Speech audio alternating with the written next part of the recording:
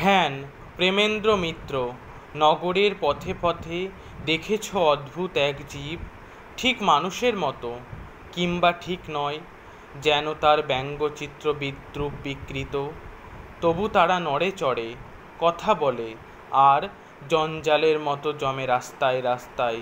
উচ্ছিষ্টে রাস্তা করে বসে বসে ধোকে, আর ফ্যান চাই।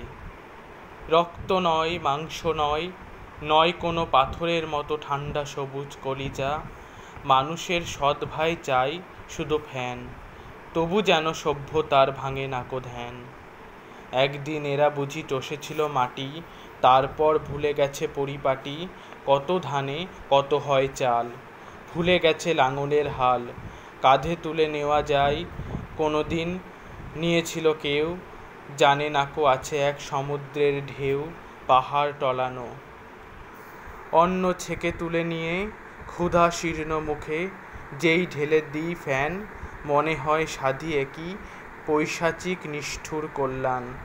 তার চেয়ে রাখি যদি ফেলে পচে পচে আপন বিকারে, এই অন্ন হবে নাকি মৃত্যু লোভাতুরা।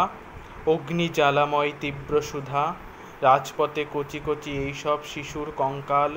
মাতৃস্তন্যহীন দধিচির হাড় ছিল, এর চেয়ে আরো কি কঠিন।